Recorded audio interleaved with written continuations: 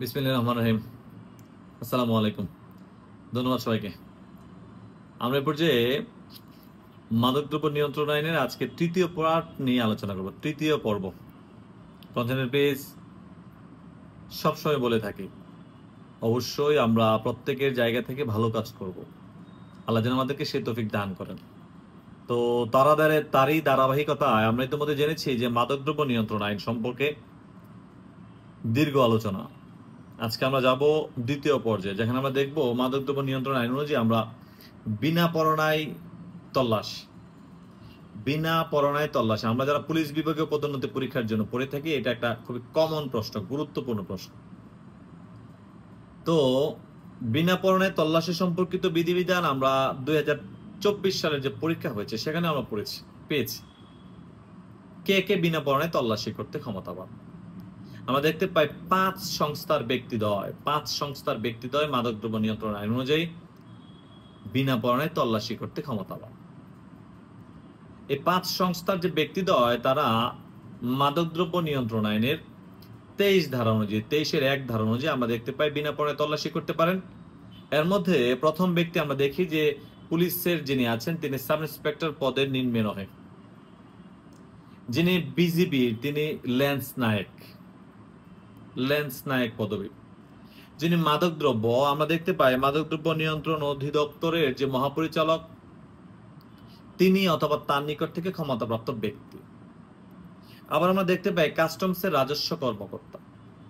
আবার আমরা দেখতে পাই কোস্ট গার্ডের পেটি অফিসার, তারা কি করতে পারেন? বিনা পরোয়ানায় তল্লাশি করতে ক্ষমতাবান, যা আমরা 23-1 ধারায় দেখতে পাই। যে বিনা পরোয়ানায় তল্লাশি করবেন, এই তল্লাশি সম্পর্কিত বিধিবিধান, এই তল্লাশি সম্পর্কিত পার্ট আমরা দেখতে পাই বলা আছে 23-1 ক থেকে ঘ পর্যন্ত। 23-1 ক থেকে গ পর্যন্ত আমরা সহজ ভাষায় জানবো। খেয়াল করি সবাই, এই বিনা পরোয়ানায় তল্লাশি করার জন্য আপনি যে বাড়িতে যাবেন সে বাড়ির মালিকের অনুমতি নেবেন 23-1 ক। সে বাড়ির মালিক যদি অনুমতি না দেয় তবে আপনি ভেঙে তল্লাশি করতে পারবেন 23-1 খ। তল্লাশি কালে আপনি কোনো ব্যক্তির দেহ তল্লাশি করার বিধান রয়েছে, দেহ তল্লাশি করতে পারেন, প্রয়োজনে দেহ তল্লাশি করতে পারবেন 23-1 গ। প্রয়োজনে আপনি কোন ব্যক্তিকে সন্দেহ হলে সে ব্যক্তিকে গ্রেফতার করতে পারেন, আটক করতে পারেন 23-1 ঘতে বলা আছে। তাহলে 5 শ্রেণীর ব্যক্তি তল্লাশি করবেন, তল্লাশির কথা বলা আছে 23-1 ধারায়। পুলিশ, বিজিবি, কোস্ট গার্ড, তারপর আমরা ইতিমধ্যে জেনেছি কাস্টমস, এবং আমরা জেনেছি মাদকদ্রব্য নিয়ন্ত্রণ অধিদপ্তর। তল্লাশির পদ্ধতি বাড়ির মালিক অনুমতি নেবেন ক, অনুমতি না দিলে ভেঙে তল্লাশি করতে পারবেন খ, প্রয়োজনে ব্যক্তির দেহ তল্লাশি করতে পারেন গ, এবং আমরা দেখতে পাই সর্বোপরি আটক করার বিধান রয়েছে 23-1 ঘতে। তবে তল্লাশি দিনের বেলা তল্লাশি করা উত্তম, রাতের বেলা করার বিধান রয়েছে। আমরা দেখি বর্ণিত আছে কোথায় রাতের বেলা তল্লাশি করতে পারি, 23-2 ধারা। এই প্রশ্নটা প্রায়শই আসে, তল্লাশির উত্তম সময় কোনটি? রাতের বেলাও কি তল্লাশি করা যায়? আমরা দেখি তল্লাশির উত্তম সময় রয়েছে, উত্তম সময়ের কথা বলা আছে দিনের বেলা, তবে রাতের বেলা তল্লাশি করতে পারবেন 23-2 বর্ণিত আছে। তাহলে আমরা এই ধারা থেকে প্রশ্ন পেলাম যে কে কে বিনা পরোয়ানায় তল্লাশি করতে ক্ষমতাবান, কোন বিধান মোতাবেক তল্লাশি করতে পারেন। বিনা পরোয়ানায় তল্লাশির পদ্ধতি বা প্রক্রিয়া, দিনের বেলা তল্লাশি করা উত্তম, তবে রাতের বেলা তল্লাশি করা যায়, ব্যাখ্যা করুন। পারবো ইনশাল্লাহ। এই পর্যায়ে আমরা চলে যাবো, কনসেন্ট্রেট প্লিজ। এই পর্যায়ে আমরা চলে যাচ্ছি মাদকদ্রব্য নিয়ন্ত্রণ আইনের 24। It's another important for us. খেয়াল করে সবাই, এই প্রশ্নটা আমাদের জন্য খুবই গুরুত্বপূর্ণ, পরীক্ষার্থীদের মধ্যে আসছে। মাদকদ্রব্য নিয়ন্ত্রণ আইন অনুযায়ী দেহ তল্লাশির বিশেষ বিধান আলোচনা করুন। দেহ তল্লাশির বিশেষ বিধান, তো দেহ তল্লাশির বিশেষ বিধান কোথায় বলা আছে? 24-1 ধারায়। কোন ব্যক্তির দেহে মাদকদ্রব্য লুকায়িত আছে মর্মে আপনার যদি ধারণা হয়, তবে আমরা দেখতে পাই উক্ত ব্যক্তির দেহের আল্ট্রাসনোগ্রাম, এন্ডোস্কোপি, কোলোনোস্কোপি করার বিধান রয়েছে 24-1। মলমূত্র পরীক্ষা করতে পারবেন 24-1। যদি মাদকদ্রব্যের উপস্থিতি পাওয়া যায় তবে 36 ধারা অনুযায়ী যে মাদক পেলেন সেই মাদক অনুযায়ী ব্যবস্থা 24-2 বলা আছে। মাদকদ্রব্য পেলেন না কিন্তু সেবন করার মনে সন্দেহ হলো, তবে আপনি তাকে আটক করতে পারেন, ব্যবস্থা নিতে পারেন 24-3 বলা আছে। এক্ষেত্রে আমরা দেখতে পাই যদি মাদকদ্রব্য সেবন করেন মর্মে প্রয়োজন অনুযায়ী ডোপ টেস্টেরও বিধান রয়েছে, আপনি নিশ্চিত হওয়ার জন্য ডোপ টেস্ট করতে পারেন। তাহলে আমাদের বিবেচ্য বিষয় কি ছিল? আমাদের বিবেচ্য বিষয় ছিল দেহ তল্লাশির বিশেষ বিধান। দেহ তল্লাশি করতে পারবেন 24-1। দেহ তল্লাশির ক্ষেত্রে কি কি করতে পারবেন? বিশেষ বিধানের ক্ষেত্রে দেহ পরীক্ষা, এন্ডোস্কোপি, কোলোনোস্কোপি, এক্স-রে, মলমূত্র পরীক্ষা, রক্ত পরীক্ষা করতে পারবেন 24-1। পাওয়া গেলে ব্যবস্থা 24-2। সেবন করেন মর্মে সন্দেহ হলে ব্যবস্থা 24-3। প্রয়োজনে ডোপ টেস্ট 24-4। যেখানে আমরা দেখতে পাবো বর্ণিত আছে যত প্রকার তল্লাশি করলেন, যত প্রকার আটক করলেন জানাবেন কাকে? লিখিত মাধ্যমে আপনার যথাযথ কর্তৃপক্ষকে জানাবেন এবং অনুলিপি দিবেন কাকে? আমরা দেখতে পাই অনুলিপি দিবেন মাদকদ্রব্য নিয়ন্ত্রণ অধিদপ্তরের মহাপরিচালক। তাহলে প্রতিবেদন দিবেন কত ধারা অনুযায়ী? লিখিতভাবে দিতে হবে, 25 ধারায় বলা আছে। এ পর্যন্ত চলে যাব 26 ধারায়, বাজেয়াপ্ত। আপনি মাদকদ্রব্য নিয়ন্ত্রণ আইন অনুযায়ী যে সকল মালামাল প্রাপ্ত হয়েছেন, যে সকল মালামাল আপনি জব্দ করেছেন, সে সকল মালামাল বাজেয়াপ্ত। কোনটা বাজেয়াপ্ত হবে, কোনটা বাজেয়াপ্ত হবে না, আমরা একদম প্রথম স্টেপে জানবো 26-1। সকল প্রকার মালামাল বাজেয়াপ্ত হবে, ইচ এন্ড এভরিথিং। মাদকদ্রব্য রিলেটেড অপরাধের সাথে জড়িত প্রত্যেকটা মালামাল বাজেয়াপ্ত হবে, যেখানে বলা আছে 26-1। এই যে মালামালগুলো বাজেয়াপ্তের কথা বলা আছে 26-1 ধারায়, তবে প্রশ্ন থাকে যে বৈধ মাদকদ্রব্য যেগুলো পাবেন সেগুলো আবার আইন অনুযায়ী যদি প্রয়োজন মনে করেন সেটাও বাজেয়াপ্ত করতে পারেন, বৈধ মাদকদ্রব্য।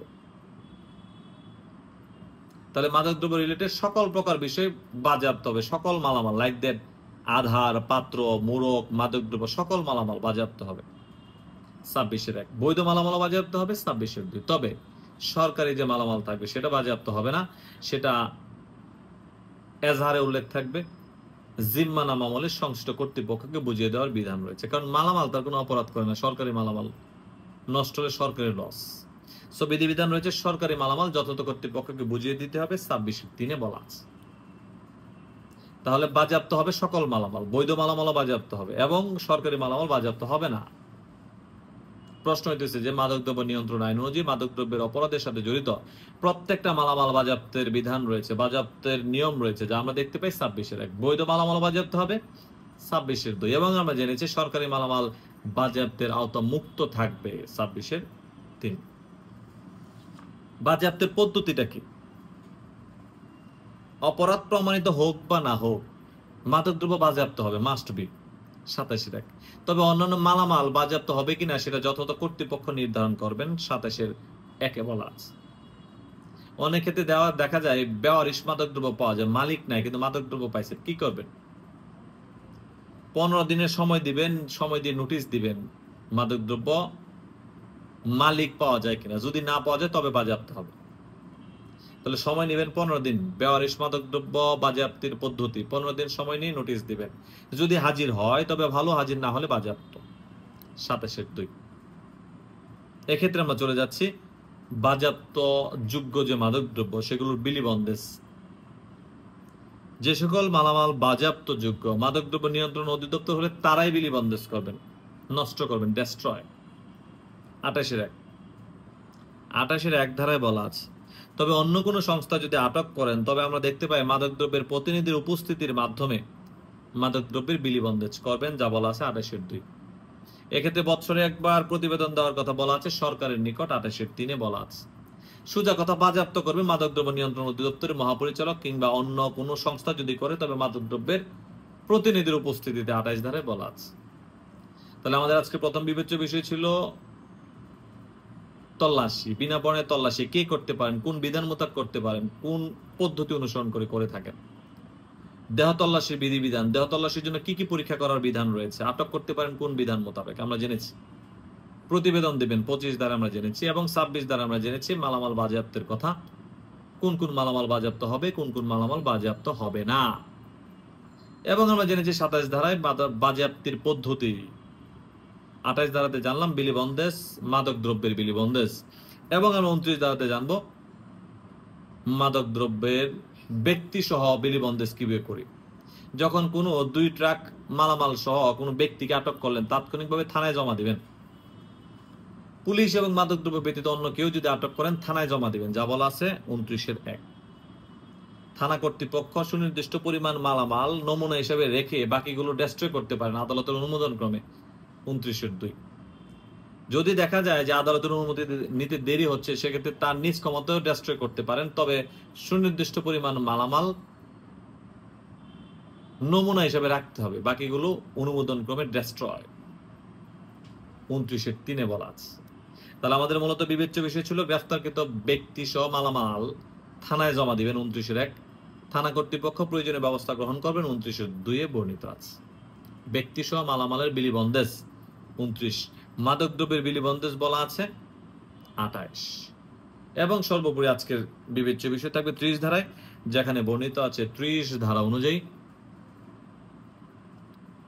থানার যে অফিসার ইনচার্জ আছেন, মাদকদ্রব্যের মহাপরিচালক মাদকদ্রব্য রিলেটেড বিষয়ে অফিসার ইনচার্জের ক্ষমতা প্রয়োগ করতে পারেন 30। কত ধারায় বলা আছে? 30 ধারায় বলা আছে। তাহলে আমাদের আজকের মূলত বিবেচ্য বিষয় ছিল তল্লাশি কে করবেন, কিভাবে করবেন, বিনা পরোয়ানায় 23। দেহ তল্লাশির বিশেষ বিধান 24। আপনি প্রতিবেদন দিবেন লিখিতভাবে 25। মাদকদ্রব্যের বাজেয়াপ্ত কি কি হবে আমরা ইতিমধ্যে জেনেছি 26। বাজেয়াপ্তের পদ্ধতি আমরা জেনেছি 27, এবং আমরা জেনেছি বিলিবন্দেজ মাদকদ্রব্য 28। পাশাপাশি আমরা জেনেছি ব্যক্তি সহ মালামালের বিলিবন্দেজ 29। পাশাপাশি আমরা জানলাম মাদকদ্রব্যের মহাপরিচালক তিনি কি করতে পারেন, তার ক্ষমতা রয়েছে, তিনি অফিসার ইনচার্জের ক্ষমতা প্রয়োগ করতে পারেন, যা আমরা দেখতে পাই বর্ণিত আছে 30 ধারায়। আরেকটা ধারা আমরা এই পর্যায়ে আজকে নিয়ে নিচ্ছি, সেটা হচ্ছে 31 ধারা, অপরাধের তদন্ত। অপরাধের তদন্ত বলতে বোঝানো হয়েছে that means as a police officer আমি অপরাধটা তদন্তের জন্য যখন তদন্তের ভার আমার উপর ন্যস্ত হয়েছে আমি কি করব। আমি দেখতে পাই আমার উপর যখন তদন্তের ভার ন্যস্ত হয়েছে, তখন হাতে নাতে অপরাধে যদি ধৃত থাকে, গ্রেফতার থাকে, তবে 30 কার্য দিবসের মধ্যে আমরা তদন্ত সম্পন্ন করব। আর যদি অপরাধে হাতে নাতে গ্রেফতার না থাকে, তবে 60 কার্য দিবসের মধ্যে আমরা হাতে নাতে তদন্ত শেষে প্রতিবেদন দিব। এবং যদি অপরাধে অর্ধেক ধৃত অর্ধেক অধৃত থাকে, সেক্ষেত্রেও 60 কার্য দিবসের মধ্যে আমরা তদন্ত সম্পন্ন করব। তাহলে মূলত হাতে নাতে যদি গ্রেফতার হয় অপরাধী, তবে 60 নয় 30 কার্য দিবস। আর যদি হাতে নাতে গ্রেফতার না হয় কিংবা আংশিক গ্রেফতার হয়, সেক্ষেত্রে 60 কার্য দিবস এর মধ্যে তদন্ত সম্পন্নের বাধ্যবাধকতা আরোপ করা হয়েছে 31-1। যদি এই সময়ের মধ্যে আপনি তদন্ত সম্পন্ন করতে না পারেন, তবে 31-2 আমরা দেখতে পাই অতিরিক্ত আরো 15 কার্য দিবস সময় পাবেন। আর এই 15 কার্য দিবসের মধ্যে যদি আপনি না পারেন তদন্ত শেষ করতে, তবে আর সময় পাবেন না, 24 ঘন্টার মধ্যে রিপোর্ট দিতে হবে। 24 ঘন্টার মধ্যে রিপোর্ট, যা বলা আছে কোথায়? 31-3। তাহলে হাতে নাতে ধৃত হলে 30 কার্য দিবস, ধৃত না হলে অর্ধেক ধৃত হলে 60 কার্য দিবস 31-1। দ্বিতীয় পর্যায়ে আরো সময় পাবেন 15 কার্য দিবস। তৃতীয় পর্যায়ে আর কোনো সময় নাই, রিপোর্ট দিবেন 31-3। প্রয়োজনে নতুন তদন্তকারী কর্মকর্তা নিয়োগ করতে পারেন 31-4। সেক্ষেত্রে হাতে নাতে যদি অপরাধী গ্রেফতার হয় 15 কার্য দিবস সময় পাবেন, হাতে নাতে গ্রেফতার না হলে প্রথমে যে সময় পেয়েছিলেন 60, সেটা অর্ধেক পাবেন 30 কার্য দিবস। দ্বিতীয় তদন্তকারী কর্মকর্তা হাতে নাতে গ্রেফতার হলে অপরাধী 15 কার্য দিবস, হাতে নাতে অপরাধী গ্রেফতার না হলে 60 নয় 30 কার্য দিবস সময়ের মধ্যে তদন্ত সম্পন্ন করবে।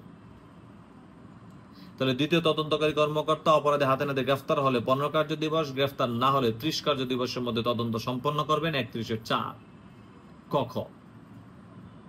তবে এক্ষেত্রে আমরা দেখতে পাই পরবর্তীতে আর কোনো সময় নাই, 24 ঘন্টার মধ্যে রিপোর্ট দেওয়ার বিধান রয়েছে 31-5। এবং যদি আপনি তদন্ত যথাযথভাবে সম্পন্ন না করার কারণে 31-6 আমরা দেখতে পাই বিভাগীয় ব্যবস্থা। তাহলে হাতে নাতে ধৃত হলে অপরাধী 30 কার্য দিবসের মধ্যে তদন্ত সম্পন্ন, ধৃত না হলে 60 কার্য দিবসের মধ্যে তদন্ত সম্পন্ন। আর যদি এই সময়ের মধ্যে না পারেন, অতিরিক্ত আরো 15 কার্য দিবস সময় পাবেন 31-2। তৎপরবর্তী আর কোনো সময় নাই, 24 ঘন্টার রিপোর্ট 31-3। দ্বিতীয় তদন্তকারী কর্মকর্তা 31-4। হাতে নাতে যদি গ্রেফতার হয় তবে সময় পাবেন 15 কার্য দিবস, গ্রেফতার না হলে সময় পাবেন 30 কার্য দিবস 31-4 ক। পরবর্তীতে আর কোনো সময় নাই, 24 ঘন্টার মধ্যে রিপোর্ট এবং 31-6 আমরা দেখতে পাই বিভাগীয় ব্যবস্থা। পাশাপাশি সর্বশেষ আজকের জন্য মাদকদ্রব্য নিয়ন্ত্রণ অধিদপ্তরের যে মহাপরিচালক আছে তিনি লিখিত অনুরোধ ক্রমে মামলা হস্তান্তর করতে পারেন, যা 32 ধারায় বলা আছে। 32। তাহলে আমাদের আজকে বিবেচ্য বিষয় ছিল প্রশ্ন, খেয়াল করেন, অপরাধের তদন্তের সময়সীমার ধাপসমূহ আলোচনা করুন। আমরা 31 ধারাতে জেনেছি। মামলা তদন্তকারী কর্মকর্তা পরিবর্তন করতে পারেন কে, কিভাবে করে থাকেন, 32 ধারাতে জেনেছি। আমরা ইতিমধ্যে জেনেছি প্রতিবেদন দিবেন, তল্লাশি সম্পর্কিত বিধি দেন কার কাছে, 25 ধারায় লিখিতভাবে প্রতিবেদন দেওয়ার কথা বলা আছে। এবং আমরা জেনেছি ইতিমধ্যে কোন কোন মালামাল বাজেয়াপ্ত যোগ্য, কোন কোন মালামাল বাজেয়াপ্ত যোগ্য নয়। 26 বাজেয়াপ্তের পদ্ধতি 27, বিলিবন্দেজ মাদকদ্রব্যের বিলিবন্দেজ 28, ব্যক্তির বিলিবন্দেজ 29।